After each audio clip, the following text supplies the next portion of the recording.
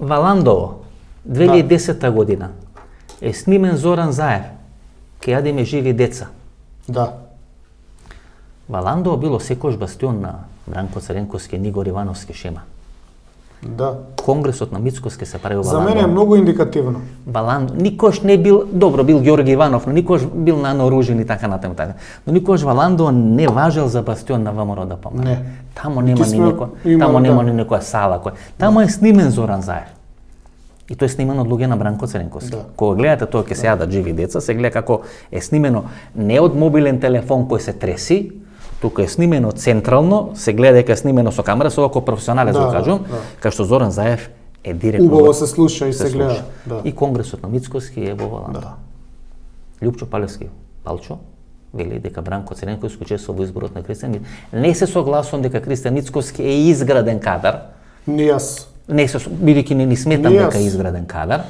Не јас. Но мислам дека Бранко Цренковски учествува во изборот на Кристијан Мицкоски. Значи, он е политички дунстер, извини што вака ќе употребам потежок термин. Човекот пред да биде поставен по налог на неговото височество Груевски за генерален секретар на партијата е непознат за членовите на партијата. Тоа што се гради сега од него мит, што он таму со змејко става плочи, тоа е све летечкиот циркус на Монти Пајтон.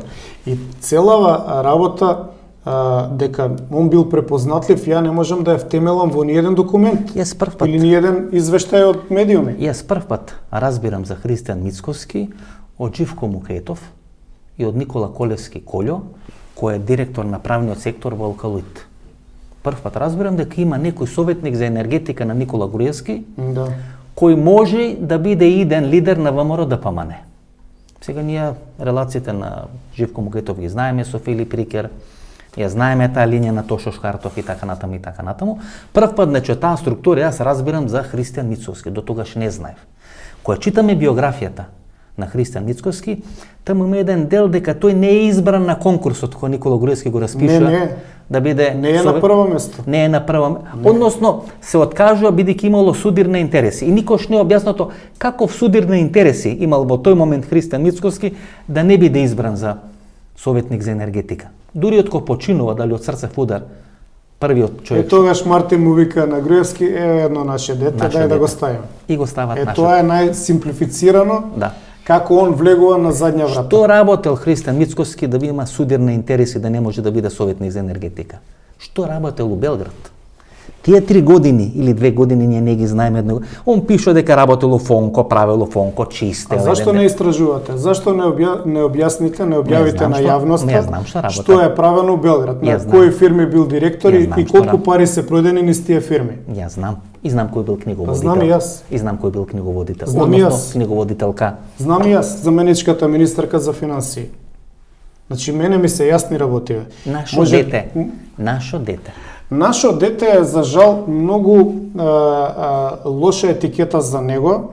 Таа асоцира токму на она што го зборуваме за Груевски. Не во смисол дека е лошо ти да си нечиво дете и некој да сака да те поддржува.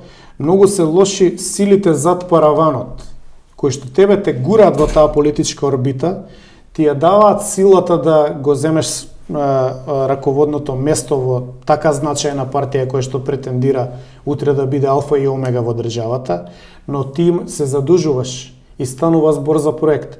Тврдам дека долгогодишен проект е пред 2003 Груевски. Не случајни се и пица буџетот, и 24 часа дека работи, упалените светла во министерството, еден технократ и така натаму. Преписките во дневник со Сем Вакнин, значи формирањето на една аура која што по истиот терк и истиот модел се пресликува и кај неговиот наследник. Панде Колемишевски инсистираше во Пулс да ги објавиме преписките на Груевски со Сем Вакнин. Тоа е 97-98 година. Тоа е подготовката негова за влегување во политика. Ние одбиваме и ги објавува во Време и пари. Тој е додаток на НИП Нова Македонија и Ерол Ризалов, 97-98 година. Тамо Груевски почнува да ја прави својата политичка кариера. Подосна ги објави во книга. Подосна ги објави во книга. Значи ние во Пулс го одбиваме, покојни Васко Мицкоски, Мирка Велиновска, јас сме таму и така натаму. Вашиот наследник на функцијата директор во Државниот архив Емил Крстевски, кој подосна влегува, станал советник нешто во собрание, но ги објавува Ерол Ризал.